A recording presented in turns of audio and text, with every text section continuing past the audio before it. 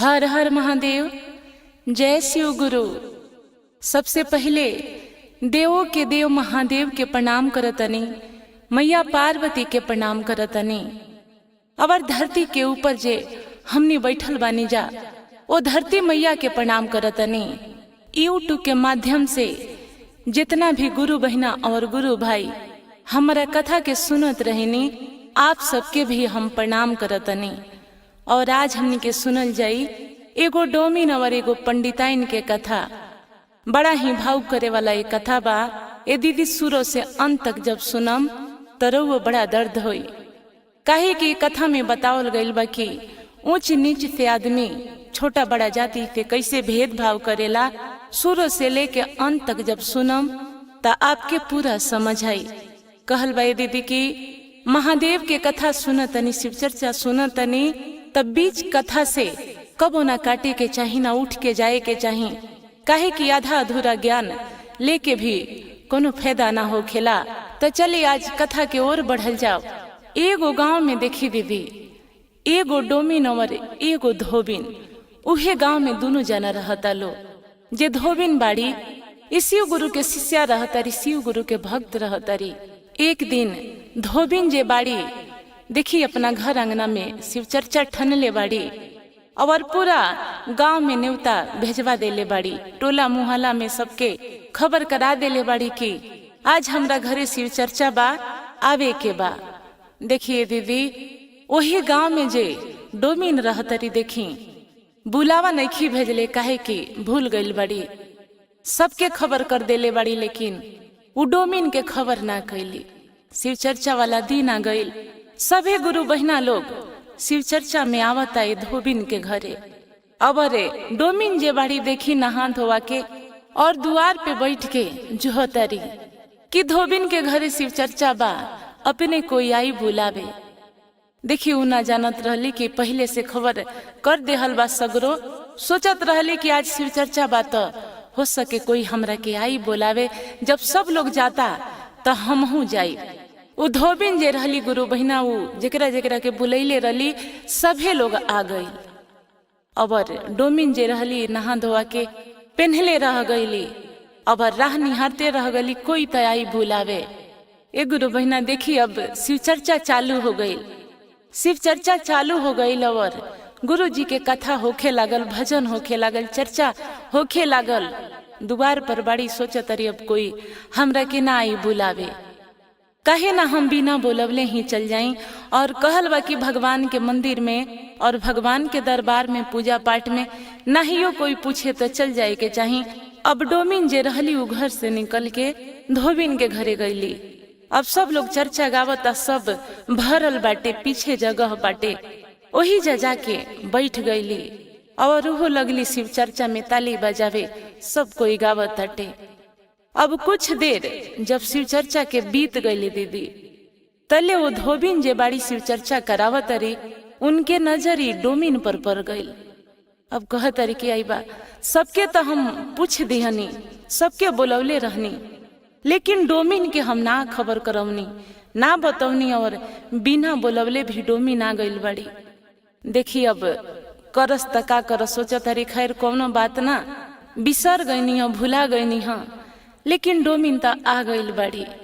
अब गाना बजाना हो तटे, डोमिन के पास उठ के अब धोबिन आवतरी, कहतरी के गुरु बहिना रउआ के हम ना बुलैनी, कि यादे ना पड़ल, भग से बिसर गई कि रउआ शिव चर्चा गावे नी तो चली ना दूगो रउओ भजन गाई। देखिए दीदी, अब ये बात के बुरा डोमिन ना मनली। कहली कि अरे जग हटे, कथा पूजा हो, भीड़ भाड़ में कोनो घर हमनियों से छूट जाला, हो सके इनका से छूट गई हुई। तो ये बात के डोमिन बुरा ना मनली। अब उठ के आगे गईली, जेने शिव गुरु के फोटो लगावल बाटे, पूजा पाठ के सामान रखल बाटे। देखी वहां गईली। अब जे चर्चा करावत रहली दीदी, वही गांव के पंडिताइन रहली। पूरा गांव में उहे पंडिताइन शिव चर्चा करावस। वो पंडिताइन के पता रहे कि जात के डोमिन ही और छुआछूत माने लगली। कहल वे दीदी देखी कि मंदिर में, दरबार में, पूजा पाठ में अरे सब लोग एक खून से बनल बा, जाति पाति बस ई हमनी के राउर बनावल चीज हटे। भगवान ऊपर से एगो इंसान बना के भेजले, बाकी ये जो हमनी के धरती पर आके बटा गई। अब देखी जब डोमिन गईली तो पंडिताइन जे रहली अब लगली दूरी बनावे कि डोमिनी आयल भी शिव चर्चा में हमरा के छू दी, फिर हम छुआ जाए। छुआ छूत माने लगली। देखी दू डेग पीछे घसक गईली। डोमिन जान गईली कि हम डोम हई, हम ऐनी हा। तब पंडिताइन हमरा के देख के पीछे घसक गईली है कि हम उनका देह में ना सटी। उ डोमिन के खूब बढ़िया से मालूम रहे कि यही से पंडिताइन भाग गईली पीछे।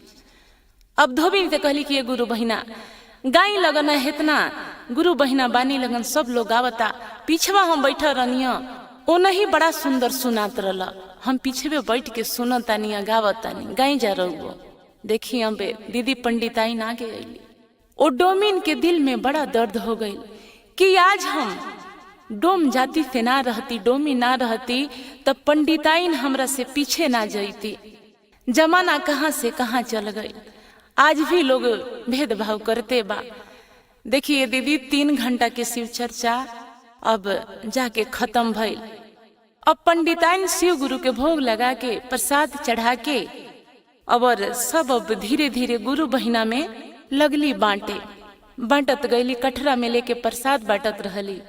बांटत गईली प्रसाद एकाएकी गुरु बहिना लोग के देत गईली। अब पीछे तक पहुंच गईली। पीछे डोमिन बैठा रहली। अब हाथ में जैसे प्रसादी उठैली अगला देवे के सोचा तरी की दी, तब तक डोमिन अचरा फैलवले बाड़ी कि प्रसाद ले ली। अब ई पंडिताइन जे देख ली हली कि डोमिनिया हिया, प्रसाद ना दिहली ये गुरु बहिना, प्रसाद वापस उ कठरा में रख ली हली। और वो पंडिताइन एक एक गुरु बहिना के प्रसाद दे दिहली। डोमिन मन उदास कके घरे लौट गईली। घरे गईली मन मार के बैठा रहली। शाम के डोम अइले काम धाम करके, कहली कि तहरा से एगो बात कहे के रहे। डोम कहले कि अरे बोला ना, कौन बात बा। कहली डोमिन की हम अपना घरे शिव चर्चा करावे के सोचतनी, तू कहता तो हम शिव चर्चा करा ली हती।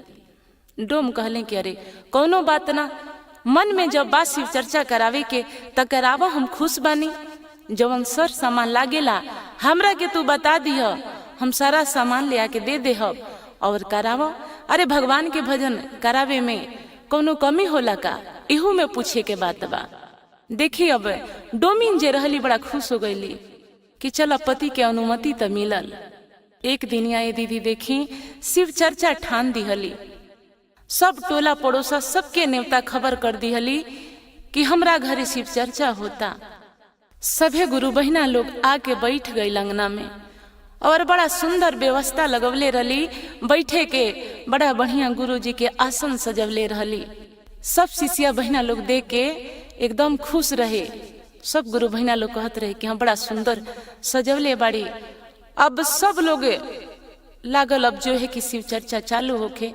ए दीदी देखी अब डोमिन जे रहली खबर भेजवैली पंडिताइन के जे शिव चर्चा बाटे आ जाए के पहले से खबर भी कैल गई रहे उनका के। लेकिन शिव चर्चा वाला दिन अपना बेटा बेटी के भेजली कि बाबू जा सन पंडिताइन के घरे और कह दिया सन कि हमनी के घरे शिव चर्चा अब चालू होके वाला बाकी चली चालू करवाई। सभे लोग आ गई बाटे। देखिए दीदी वो पंडिताइन इतना दुष्ट पंडिताइन रहली, जात के पंडित रहली, लेकिन ऐसे ना करे के चाहिए। बड़ा आस लगा के वो डोमिन शिव चर्चा करवले रहली।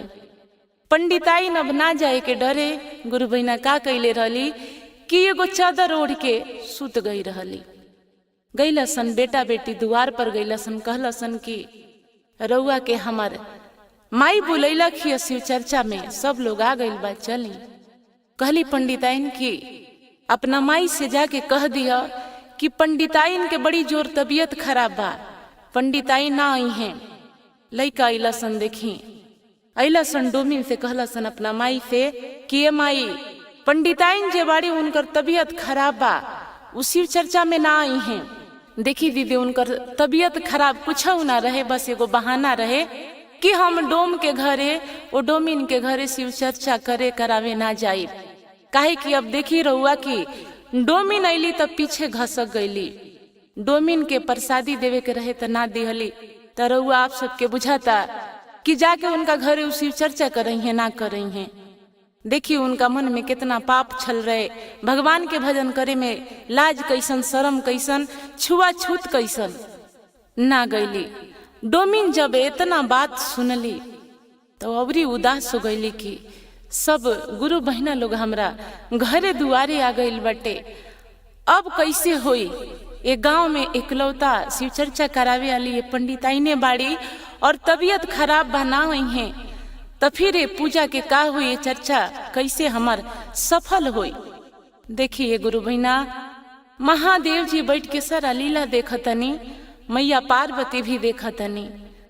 मैया पार्वती कहनी कि महादेव जी एगो राउर भक्त बिया, शिष्या बिया, कितना दिल से कितना श्रद्धा से अपना घरे शिव चर्चा करावत रखिया, लेकिन पंडिताइन के देखी कि बहाना करके चर्चा करावे ना गईली।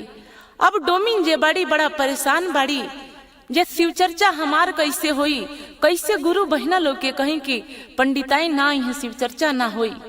देखिए मैया पार्वती कहनी महादेव जी से कि महादेव जी राउर अनुमति होखे तो हम जाके शिव चर्चा कराई, और राउर चर्चा करे के बा हमरा बहुत भाग्यशाली बानी कि आज राउर चर्चा भी हमरा के करे के पड़ी।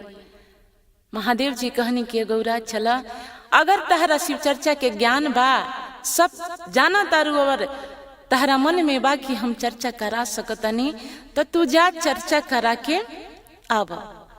मैया पार्वती एगो औरत के भेष पकड़ ली हनी और पूछत चल गईनी कि अरे शिव चर्चा होखे वाला रहे, घरवा केने बा, लोग बतावल, वहां चल गईनी।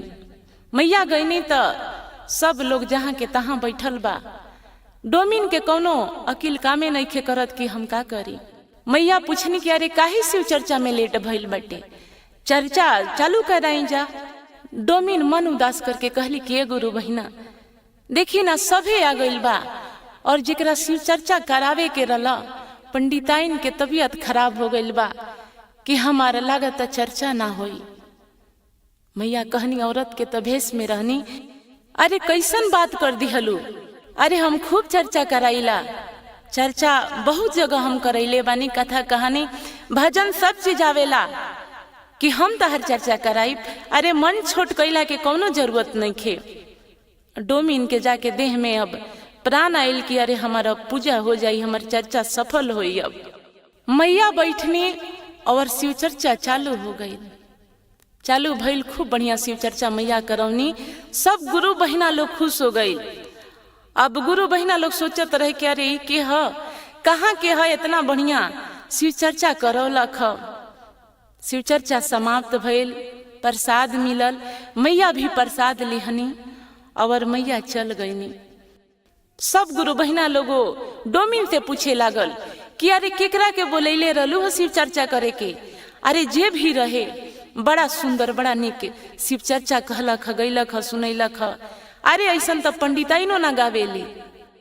मैया अपना राहे लाग गईनी, कैलाश पर्वत पे फिर चल गईनी। डोमिन कहली कि गुरु बहिना हमरा खुदे पता नहीं कि हम का बताई रहुआ के, हम तो चिन्ह तो जानतो ना बानी। देखी पंडिताइन के कहले रहनी शिव चर्चा करावे के, पंडिताई ना आईली। अब मन मार के बैठा रहनी कि आखिर का हुई, शिव चर्चा कैसे हुई। आप सबसे रहुआ सबसे कैसे कहीं कि रहुआ लेकिन जाई जा, हमार शिव चर्चा ना हुई। मन में सोचत रहनी, तब तक कोई गुरु बहिना रहनी, कहाँ से आईनी हमरा नहीं खे पता। आके कहत रहनी कि चर्चा चालू कराव। हम कहनी जे चर्चा करावेला उइले नहीं खे। वहाँ के कहनी अरे हम चर्चा गाइला, तो हम कहनी कि रउए कर दी, हमार चर्चा बस हो जाओ।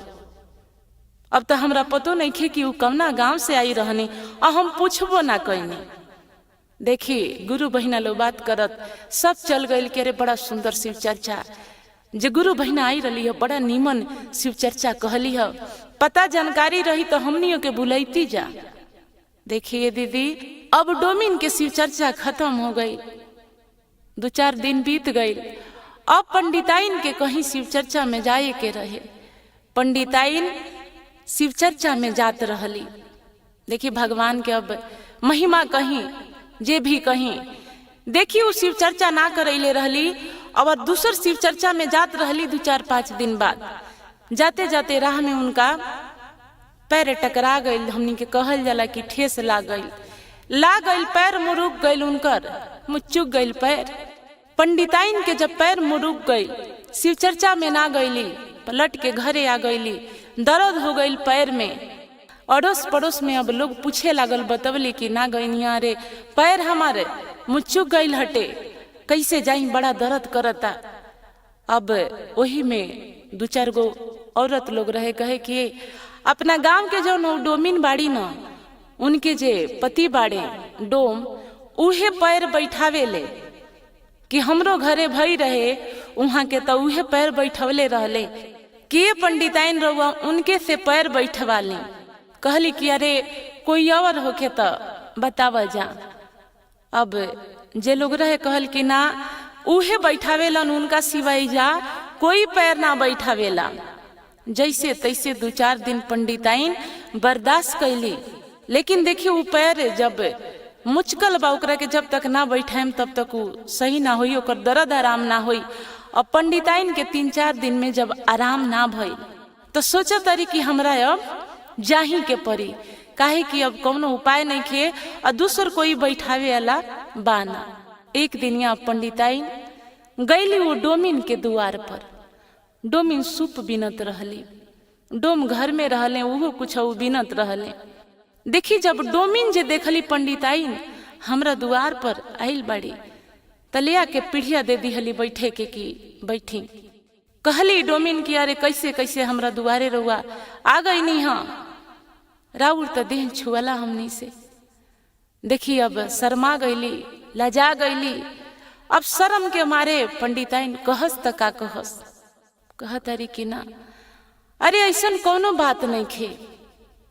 पूछली पंडिताइन, कहली कि हमार पैर मुचुक गइल बा, बैठावे आईनी है। डोमिन कहली कि राउर देह छुआ जाई तब का होई, रउआ तो छुआ छूत मानी लाई। अब अरे बिना हई हाथ गोड़ पकड़ ले ई राउर पैर थोड़ी बैठी, तब का होई बताई। देखी अब पंडिताइन चुपचाप देखा तारी, कह तारी कि अरे ऐसे मत बोला कि हमरा जाने अनजाने में गलती हो गई। देखी डोमिन समझावे लगली कि देखी ओसे हमरा कोनो बहस नहीं खे, राउर देह अगर ना छुआए तई पैर हम बैठवा दे, हम बस रउआ खुश रही।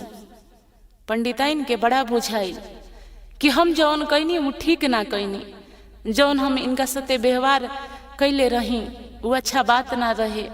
डोमिन कहली पंडिताइन से कि देखी भेजे वाला भगवान जे बाड़े न, अगर उहे मुहर लगा के भेजले रहतन कि हम डोम बानी, चमार बाड़े, पंडित बाड़े, ये बाड़े वो बाड़े, तो अलग बात रहे कि जब देखी जाके हॉस्पिटल में जाके देखी ना, अरे वहां कोनो लोग जाति पाति ना मानेला, देखे के बात चल जाई हॉस्पिटल। जब कोनो रोगी मरीज होखेला ना और ओकरा खून के जरूरत जब लाग जाला ना, तो सबसे पहले इंसान जान बचावे पे रहेला। कोनो ना पूछेला आदमी कि अरे कौन जात के खून है और कवना जात के ना है, डोम है, ई है, ऊ है, कि ऐसे भेदभाव ना करे के चाहिए। हमरो के भगवाने बना के भेजले बाड़े, रउओ के भगवाने बना के भेजले बाड़े। और घर अंगना के तो दूसर बात बा, जहाँ पूजा पाठ होके वहाँ बिल्कुल ही छुआछूत के भेदभाव ना रखे के चाहिए। अब पंडिताइन कहली कि बुला के हमार पैर बैठवा द। डोमिन आवाज दिहली कि अरे घर से बाहर तनी आके पंडिताइन आइल बानी, पैर बैठा देता। पति के कहली अपना। देखी पति अइले, पंडिताइन के पकड़ले रहली डोमिन और पैर बैठवा दिहली। बाद में पंडिताइन कहली कि हम तहर शिव चर्चा कर दे हम, अरे तू हमरा के टाइम बता दा। डोमिन कहली कि ये पंडिताइन रउआ शिव चर्चा ना जे करैनी, हम बड़ा अहजह में पड़ गई रहनी, बड़ा दुविधा में पड़ गई रहनी कि सब लोग आ गई रहे और रउआ सिवा कोई शिव चर्चा करावे ना। वही शिव चर्चा में चुपचाप बैठा रहनी मन मार के, पता ना कहाँ से एगो औरत आईनी और उहे के शिव चर्चा करा के चल गईनी और बड़ा सुंदर शिव चर्चा करैनी। देखी पंडिताइन के बड़ा अफसोस भइल, कहली कि ये डोमिन हमरा के माफ कर द, हमरा से गलती हो गई। दिन के भुलाइल अगर शाम के घरे आ जाए तो ओकरा के भुलाइल ना कहल जाला कि ऐसन भेदभाव हम कबो ना करम। डोमिन कहली कि अरे रउआ तो हर दरवाजा शिव चर्चा करावे जानी, त काहे जाति पाति देखेनी, रउआ हर जाति के दुआर पे लोग बुला सकता कि हमरा घरे पूजा, हमरा घरे चर्चा करे के बा, त हमरा साथे जे कहनी हमरा कोनो दुख नहीं खे, लेकिन आगे कोनो गुरु बहिना के साथे ये पंडिताई ने गुरु बहिना ई मत करब। पंडिताई न वहां से चल दिहली। आप सबके कथा यदि पसंद आइल बा तो हमरा कमेंट बॉक्स में हर हर महादेव जरूर लिखेम। धन्यवाद।